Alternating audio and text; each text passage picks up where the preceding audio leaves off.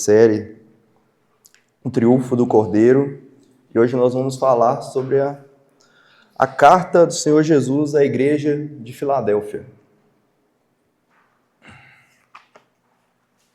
Está lá no capítulo 3, verso 7 ao verso 13.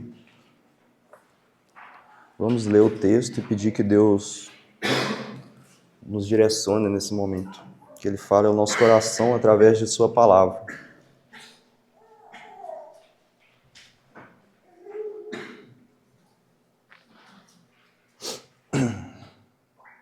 Todos encontraram?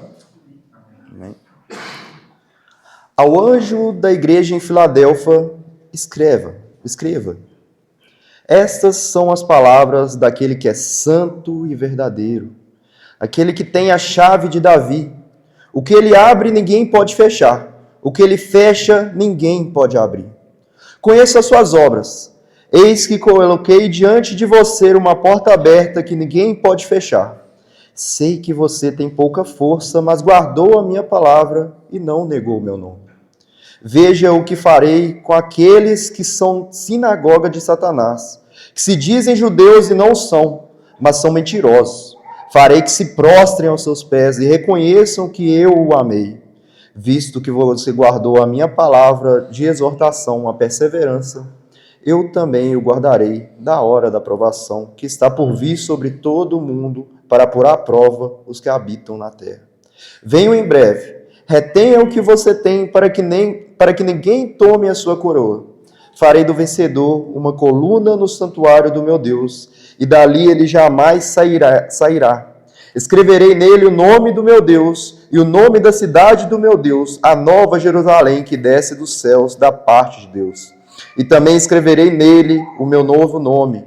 Aquele que tem ouvidos, ouça o que o Espírito diz à igreja. Senhor Deus, amado Pai, obrigado, Senhor Deus, mais uma vez pela Tua palavra, Senhor Deus. Pai, estamos diante de Ti, estamos diante da Tua palavra, Senhor Deus. Que o Senhor possa falar aos nossos corações por meio dela, que eu possa ser fiel na exposição dessa palavra, Deus, que ela venha nos trazer conforto, exortação, alegria, ânimo no Senhor, Pai, porque o Senhor é a nossa fonte de alegria, é o Senhor que nos sustenta, o Senhor que a cada dia renova a nossa fé e esperança no Senhor, Pai. Nos guarde, nos abençoe nesse momento, essa oração que fazemos em nome do Teu Filho Jesus Cristo. Amém.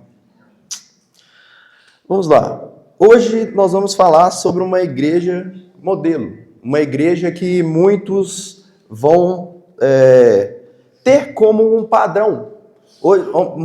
Muitas vezes a gente encontra a igreja batista Filadélfia, igreja presbiteriana Filadélfia, igreja pentecostal Filadélfia, mas nunca vamos encontrar as outras igrejas. Essa é uma igreja que ela não tem nenhuma repreensão, ela não tem nenhuma advertência, mas ela tem palavras de ânimo, palavras de consolo, palavras de ânimo para aquela igreja perseverar diante das dificuldades. Essa era uma igreja que, como vamos ver, ela era uma igreja fraca. Era uma igreja que, aos olhos, talvez, do mundo, era uma igreja fraca e irrelevante, que ela não tinha muitas coisas a oferecer, mas ela foi achada fiel diante de Deus.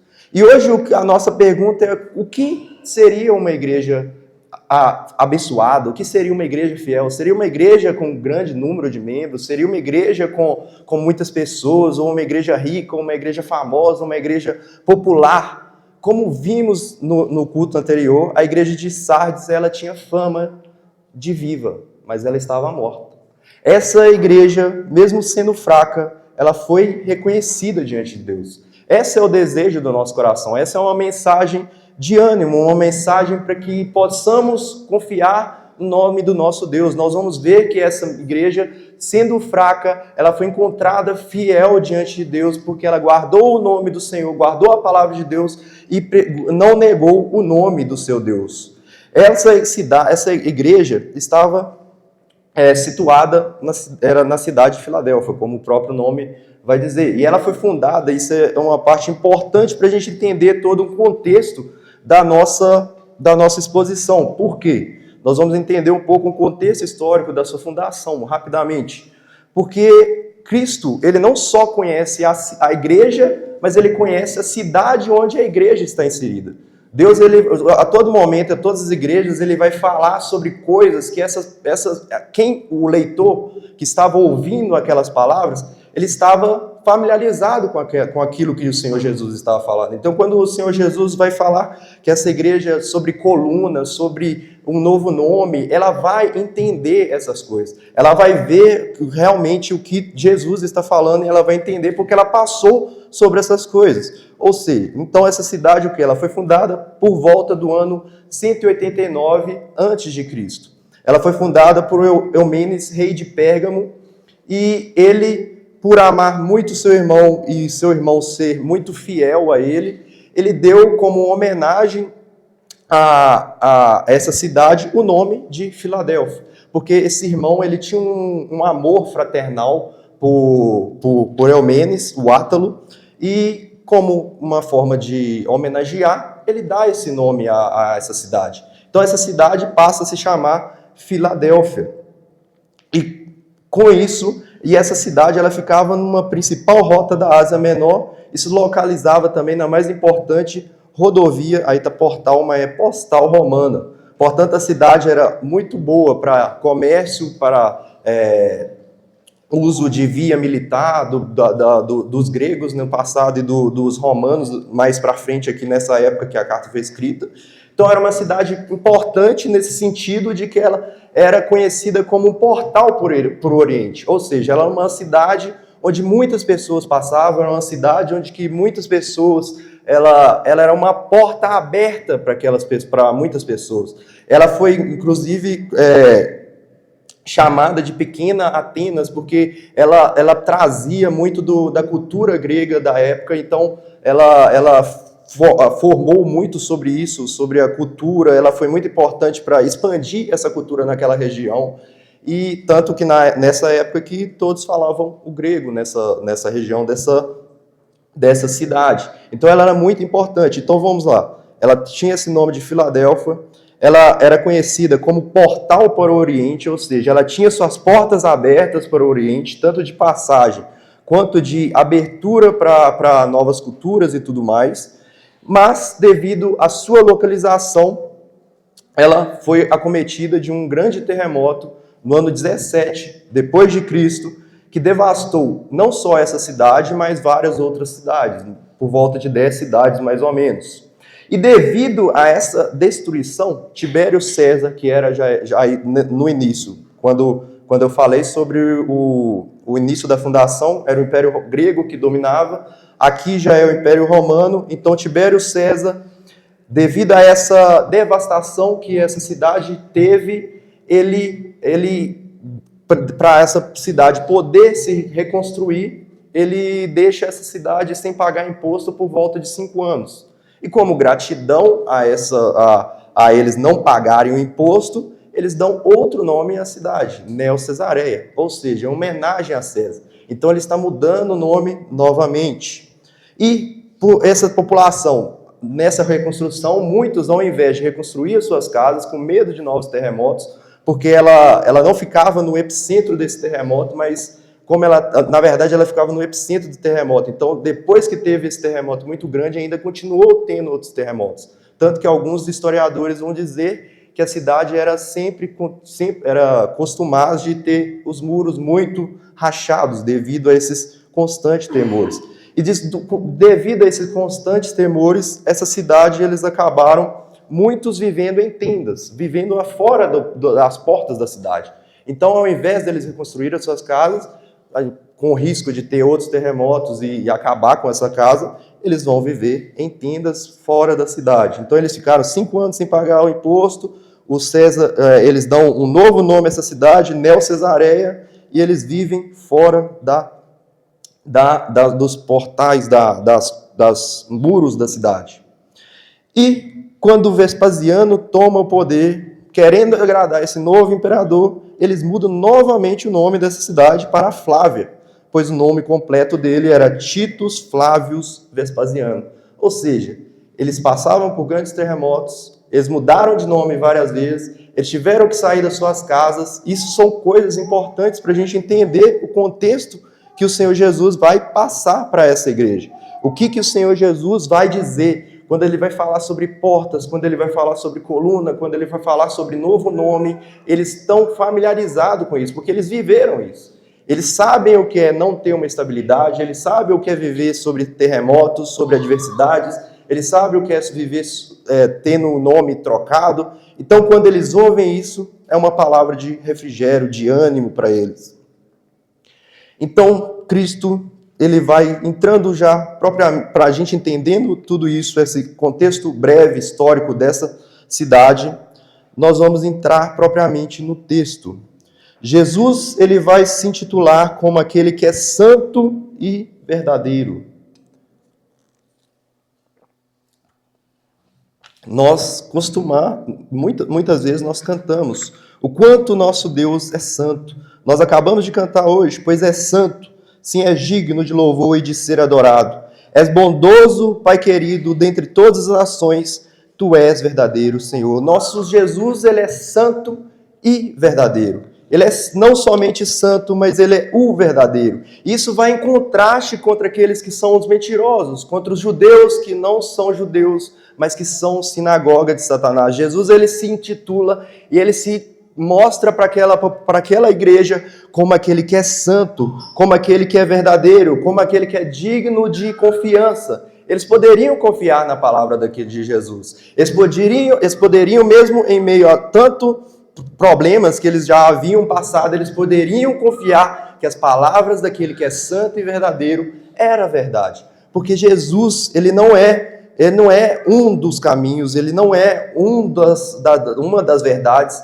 mas ele é a verdade. Ele se intitula, em João 14,6, ele vai dizer que ele é o caminho, a verdade. Ele não é uma das verdades, ele não é um dos caminhos, mas ele é a verdade. Ele aqui está trazendo essa palavra para essa igreja como sendo santo e verdadeiro. Isso pode trazer para uma igreja tanto talvez um tremor diante daquele que é santo e não pode tolerar o pecado, quanto aquele que é verdadeiro e não pode tolerar a mentira, mas para essa igreja, Jesus só vai trazer consolo, exortação, ânimo, só palavras de ânimo, palavras de perseverança, palavras para que eles continuem na mesma fé que eles estavam. Jesus, ele vai dizer que ele tem a chave de Davi.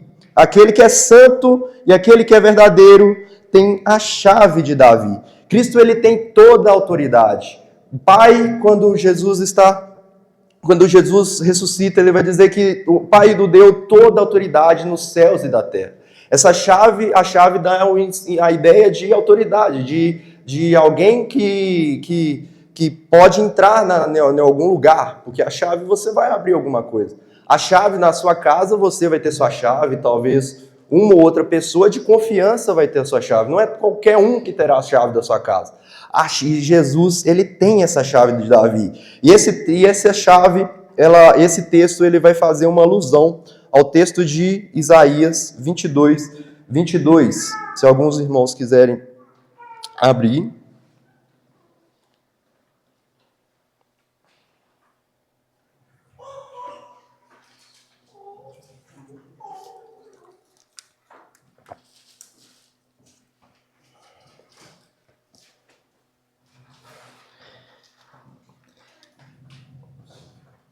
Aqui o profeta Isaías, ele vai estar falando uma referência direta, e esse texto aqui é uma referência direta a Eliaquim, que tinha a chave de todos os tesouros do rei e que tinha autoridade sobre o tesouro real. Está aí na ordem de culto, na página 5. O texto diz a mesma coisa que o Senhor Jesus está dizendo aqui, sobre ele mesmo. O Senhor Jesus está dizendo sobre ele mesmo. E aqui em Isaías diz: porém sobre os ombros dele a chave do reino de Davi. O que ele abrir, ninguém conseguirá fechar, e o que ele fechar, ninguém conseguirá abrir. A Cristo foi dado toda a autoridade. A Cristo foi dada toda a autoridade nos céus e na terra. Não há ninguém que tenha tanto poder como o nosso Senhor Jesus. É esse Senhor Jesus que tem toda a autoridade. Não é como a gente vai ver mais para frente, os que são da sinagoga de Satanás, os judeus que se achavam ter a verdade, e eles se intitulavam como povo de Deus, mas por eles terem rejeitado esse Messias, o Cristo prometido, eles não tinham autoridade nenhuma. Por mais que eles talvez poderiam estar perseguindo esses irmãos que estavam ouvindo essas palavras, eles não tinham autoridade nenhuma. Jesus está falando, eu tenho autoridade. Eu que sou o santo e verdadeiro, eu tenho autoridade. E aquilo que eu abro, ninguém pode fechar. E aquilo que fecha, ninguém pode abrir. Jesus é o único verdadeiro, aquele que tem a chave de Davi, aquele que abre as portas do reino, um reino eterno, um reino de paz, o reino de amor, o reino que nos leva ao seu Pai por meio do sacrifício de Jesus Cristo, um reino que nos transporta para seu reino de amor por meio do sacrifício de Jesus, em quem podemos encontrar a salvação.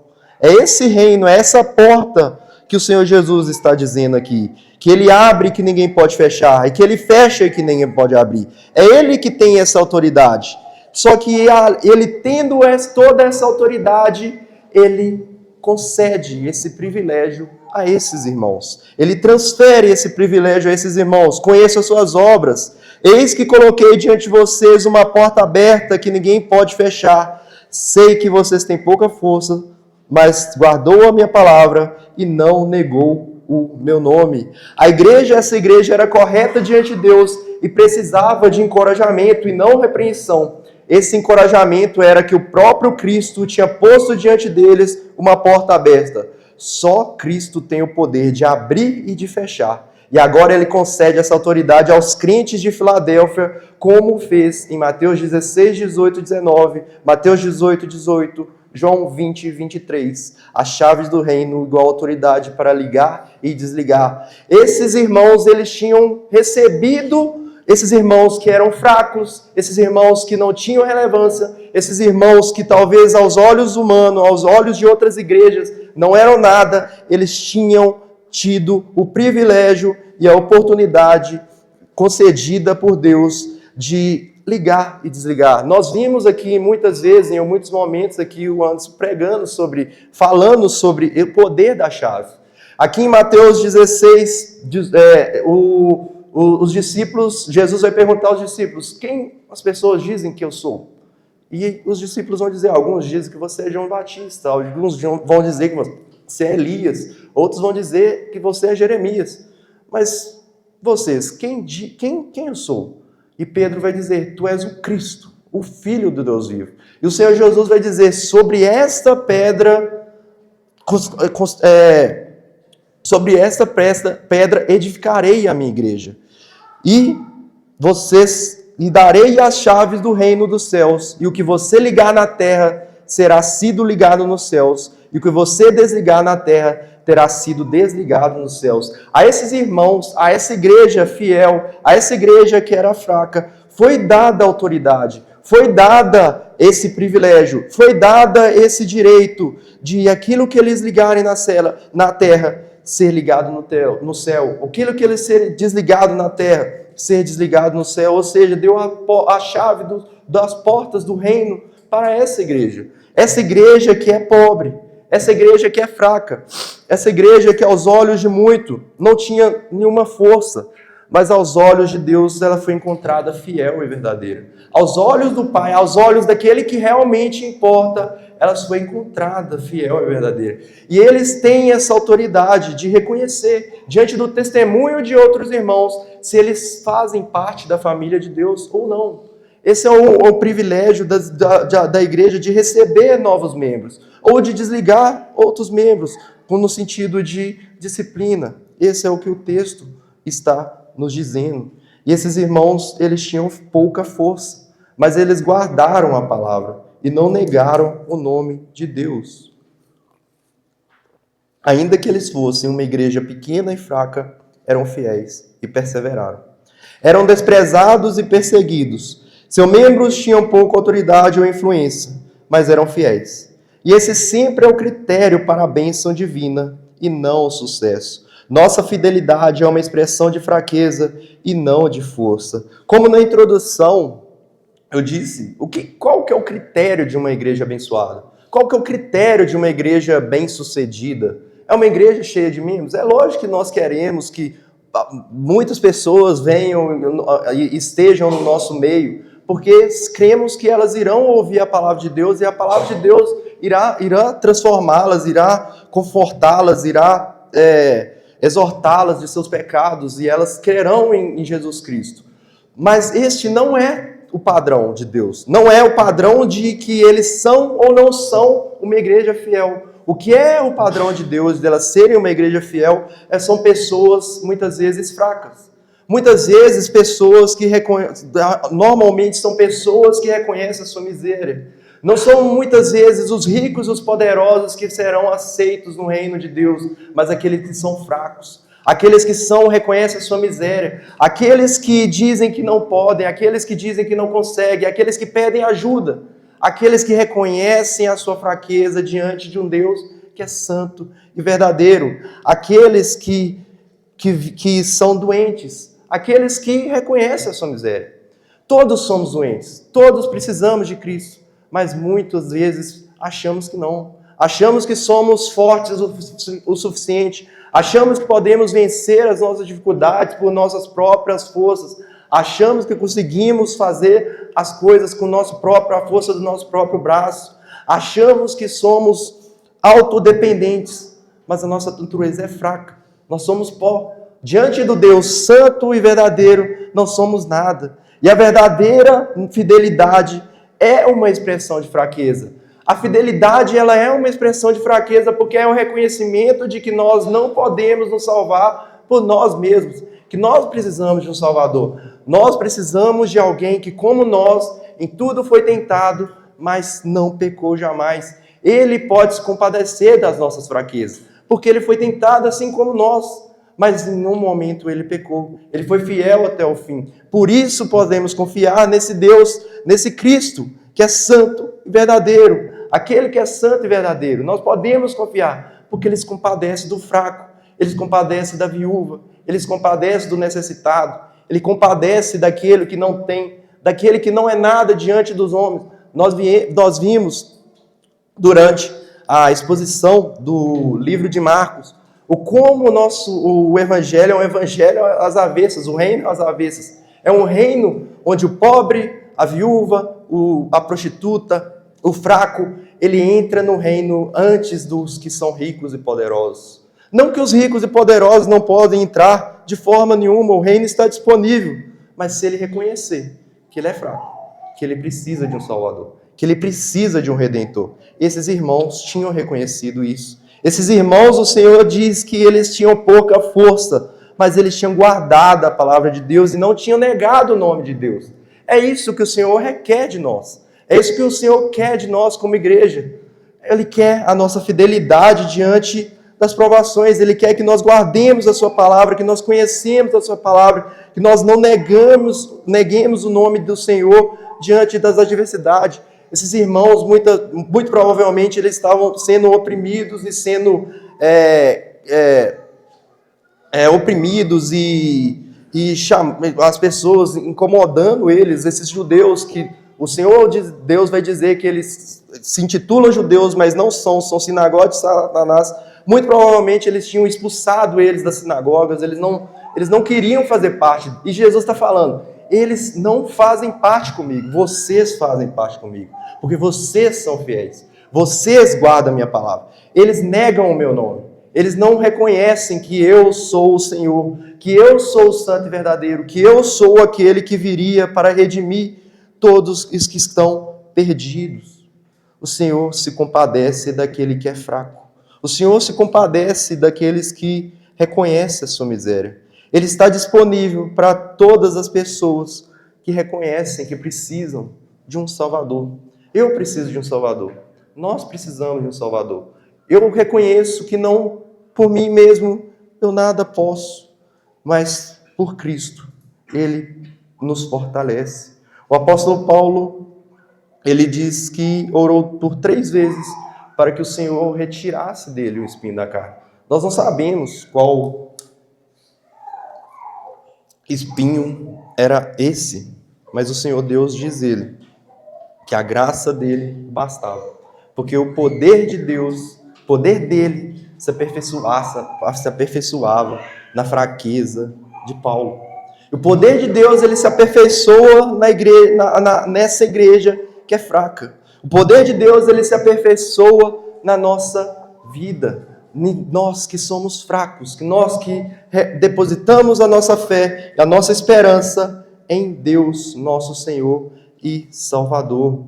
Essa igreja, mesmo sendo fraca, foi achada digna diante de Deus. E é interessante isso, eu não tinha falado no início, mas as únicas duas igrejas que não receberam repreensão era a igreja de Esmirna e aqui a igreja de Filadélfia. Há duas igrejas, uma igreja pobre e uma igreja fraca. Uma igreja que aos olhos do mundo de nada talvez valia. As igrejas que tinham fama de ser ricas, que eram poderosas, que eram influentes, que tinham boa teologia, que tinha tudo de bom, Deus os repreende, o Senhor Jesus os repreende. O Senhor Jesus os repreende. Mas aqui, essa igreja, mesmo sendo fraca, é encorajada a perseverar na sua fidelidade diante de Deus. Jesus, ele vai prometer vingar esses irmãos. Esses irmãos, sendo fracos, muito provavelmente, talvez eles não tinham e não deveriam realmente reivindicar, talvez, alguma coisa diante desses judeus que os estavam oprimindo. Mas Cristo a tudo vê. E a Cristo diz que irá vindicá-los. Vejamos o texto no versículo 9. Veja o que farei com aqueles que não são sinagoga de Satanás e que se dizem judeus e não são, mas são mentirosos. Farei que se prostrem aos seus pés e reconheçam que eu o amei. Esses judeus alegavam ser o povo de Deus. Porém, visto que eles têm rejeitado o Messias e perseguido o povo de Deus, eles são mentirosos. Eles não são o povo verdadeiro, pois eles rejeitam o Messias, o enviado de Deus, o ungido de Deus. Essa passagem faz menção a Isaías 60, 14. Se os irmãos quiserem abrir para acompanhar. Isaías 60, 14 vai dizer: os filhos dos seus opressores virão e se inclinarão diante de vocês. Todos os que a desprezam se curvarão aos seus pés e a chamarão cidade do Senhor, Sião do Santo de Israel. Esses judeus alegavam ser o povo de Deus, mas não eram o povo de Deus, porque eles rejeitaram o Messias. O Antigo Testamento, ele ensinava que os gentios iriam se curvar diante dos judeus, nos fins do templo. Só que essa promessa é virada de ponta cabeça. Aqui está os judeus sendo obrigados a prestarem homenagem aos crentes gentios. Cristo promete a esses cristãos perseguidos que eles serão vindicados por Deus. É Deus que os vinga, vamos assim dizer. É Deus, não eles, não, porque eles não tinham força. Eles eram fracos. Eles não tinham como se defender. Eles não tinham força para se defender. Mas o Cristo, o santo e verdadeiro, os iria defender. Os iria colocar esses judeus mentirosos prostrados aos pés dele. Aos pés deles, porque o próprio Cristo diz isso a esses irmãos. Diz a eles diante da perseguição. Diz isso a eles diante das provações. Eles são chamados a perseverar. Eles são chamados a continuar. Eles são chamados a manter a sua palavra, a perseverar, confiando na palavra de Deus e no nome de Deus. E o Senhor diz que os irá proteger. Visto que vocês guardaram a minha palavra de exortação à perseverança, eu também o guardarei da hora da provação que está para vir sobre todo o mundo, para pôr à prova os que habitam na terra. À luz de sua fidelidade, esses irmãos recebem uma promessa de que serão guardados diante da provação. Na oração sacerdotal do Senhor Jesus, em João capítulo 17, Jesus ora ao Pai para que guarde os que ainda iriam crer, guarde aqueles que estavam ali e aqueles que ainda iriam crer. Mas ele não pede que os tire do mundo, mas os guarde do maligno. Esses irmãos, eles não estão isentos de passarem por provações ou por perseguições, mas eles têm a promessa de que Deus os irá proteger. Deus irá estar com ele. Deus irá os guardar diante das provações. Deus irá os guardar diante das dificuldades. Esse texto muitas vezes também é usado para o tempo futuro, o tempo da grande tribulação. E aqui vão ter várias interpretações, mas aqui acredito ser mais próxima do que realmente o Senhor Jesus está dizendo aqui, é de que esses irmãos, mesmo diante da provação, mesmo diante dessa tribulação, aqui nesse momento, ou diante da grande tribulação, o Senhor os iria guardar, o Senhor os iria proteger. Não que Ele os iria livrar, mas que Ele os iria guardar, os iria proteger diante daquela dificuldade.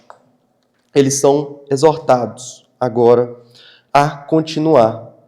Venha em breve, retenha o que tem, para que ninguém tome a sua coroa. Essa é a primeira vez que a vinda de Cristo é enfatizada de forma positiva, pois para a Filadélfia, a volta de Cristo implicaria em vindicação por eles estarem sendo perseguidos e recompensa pela sua fidelidade.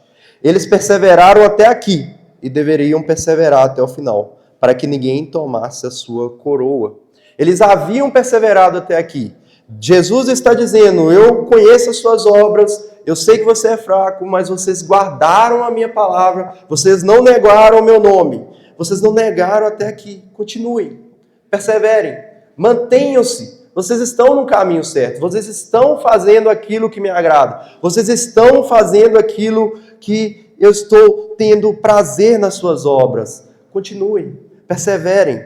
O autor Hebreus vai dizer que corramos com perseverança a corrida que nos é proposta. Nós estamos numa maratona, nós estamos numa corrida que vai continuar até a volta de Cristo, ou até que morramos. Nós temos que perseverar. E é o Senhor que sustenta essa igreja, é o Senhor que também nos sustentará. É o Senhor que, assim como prometeu a essa igreja de Filadélfia, que os guardaria diante da provação, Ele nos guarda. Porque Ele sabe que essa igreja é fraca. Ele sabe que a estrutura deles, Ele sabe o quanto eles são necessitados. Então o Senhor os daria, o Senhor que os dá a força, o Senhor que os dá a condição e as possibilidades de perseverarem diante da provação, diante das adversidades, diante das lutas que sobrevêm sobre todos aqueles que são fiéis a Deus. Porque com aquele que é fiel a Deus, isso é um fato. Nós passaremos por tribulações, nós passaremos por terremotos. Muitas vezes nós não teremos um lugar fixo onde morar. Talvez nós não teremos condições financeiras muito boas, mas o Senhor promete estar conosco. É o Senhor que é o refúgio dessa igreja, o Senhor que é a fortaleza, o Senhor que é a esperança, o Senhor que dá ânimo a esses irmãos, mesmo diante da sua fraqueza. E o Senhor, Ele continua encorajando essa igreja. E Ele vai dizer no verso 12, farei do vencedor uma coluna no santuário do meu Deus. Aqui Ele vai dizer coluna. Lembram do início da pregação, onde eu falei sobre os terremotos que essa cidade tinha passado? Que elas tinham passado por vários tremores e eles tinham, inclusive, saído das suas residências ali que tinham sido destruídas, e ao invés de reconstruir, eles tinham ido para fora dos muros da cidade e vivido, muitas das pessoas começado a viver em tendas, ou seja, eles estavam deslocados de seu lar por causa do medo dos terremotos. Aqui o Senhor diz que eles fará deles uma coluna no santuário do meu Deus, e dali ele jamais sairá. Ou seja, uma esperança para aquele povo que havia, diante dos terremotos, tendo que sair da sua casa para construir tendas, tendo que sair do seu lar, porque com medo da estrutura daquela casa cair sobre suas cabeças, Deus fala com eles que dará a eles uma coluna diante do santuário do meu Deus, uma coluna da ideia de algo firme, de algo sólido, algo que eles poderiam se agarrar. Eles não estavam acostumados com isso. Eles não estavam, porque essa igreja, além de ser uma igreja que o Senhor, mesmo Jesus vai dizer que ela era fraca, era muito provavelmente composta por muitas pessoas pobres, que não tinham muitos recursos materiais. Então era uma igreja que já tinha, ela não sabia o que era uma estabilidade, o que era segurança, o que era estar num lugar sólido. Mas o Senhor Jesus os promete isso: farei do vencedor uma coluna no santuário do meu Deus, e dali ele jamais sairá. Temos uma morada diante de Deus, temos um descanso diante do Senhor. Esse é um descanso que esses irmãos teriam no santuário do nosso Deus. Teriam quando Jesus Cristo voltasse. Quando Jesus Cristo retornasse em poder, em grande glória, eles teriam a esperança e a certeza deles que eles teriam um lugar no santuário de Deus e que dali eles jamais sairiam. A esperança nossa não é aqui e agora. Aqui e agora nós passaremos por terremotos, nós passaremos por provações, nós passaremos por perseguições, nós muitas vezes não teremos muitas coisas, mas há uma esperança, há um descanso preparado para aquele que crê em Jesus Cristo. Jesus Cristo é o nosso descanso. O santo e verdadeiro, aquele que tem a chave de Davi, aquele que abriu a porta do reino da salvação para os pobres e necessitados, para os fracos. Esse é a nossa esperança, é Ele que nos dá a vitória, é Ele que nos dá a esperança, e é nele que podemos confiar, porque Ele é verdadeiro, porque Ele é justo, porque Ele é santo. E o nome que escreverei nele, o nome do meu Deus, e o nome da cidade do meu Deus, a nova Jerusalém, que desce dos céus da parte de Deus. E também escreverei nele o meu novo nome. Cristo os dará um novo nome. Ter o nome do meu Deus significa pertencer a Ele, ter a sua essência e ser filho dele. Eles sabiam o que era mudar de nome. Agora eles teriam o nome do seu Deus. O nome que nunca mais seria mudado. Eles já tinham passado por essa mudança de nome várias vezes e Deus os promete um novo nome. O nome que não será mais mudado. Eles estão aqui diante de Jesus dizendo que vocês que não estão acostumados com segurança, com estabilidade, vocês que passaram por diversas mudanças de nome dessa cidade, vocês que passaram por vários terremotos, vocês que não conseguem ficar aí, tem que morar fora dos muros da cidade, eu os darei um novo nome, eu os darei uma morada eterna, uma morada fixa, onde nunca mais vocês terão que sair, onde o meu nome estará gravado nos seus corações eternamente, para todos sempre. Essa é a esperança dessa igreja. Essa deve ser a nossa esperança. Uma nova morada, uma coluna, de sermos realmente como essa igreja e de termos o nosso nome gravado no nome do nosso Deus. Essa é a nossa esperança. Essa é a nossa esperança porque nós somos fracos. Nós somos como essa igreja de Filadélfia. Ou pelo menos deveríamos ser.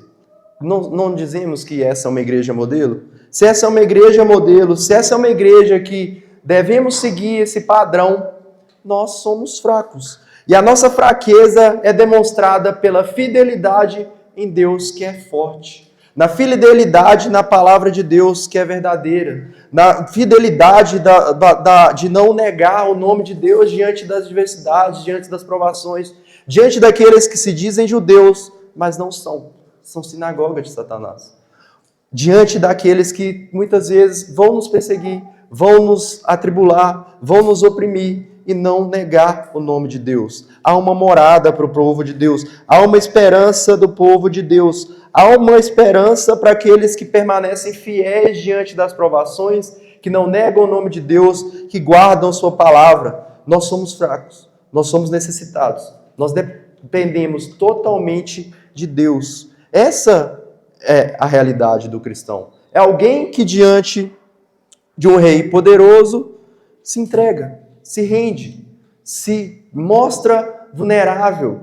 Nós muitas vezes não conseguimos vencer pecados, vencer adversidades, porque nós achamos que somos fortes. Nós não queremos mostrar fraqueza. Nós queremos ter uma casca, como a igreja de Sardes. Nós queremos parecer o que não somos. Mas diante de Deus, aquele que é santo e verdadeiro, não tem como esconder nada. O que nos resta é reconhecer a nossa fraqueza e nos rendermos a esse Salvador. As portas do reino que foram abertas para essa igreja estão abertas para nós hoje também, por meio do sacrifício de Jesus. Aquele que tem toda a autoridade no céu e na terra, ele diz, vem. Ele diz para o fraco, venha.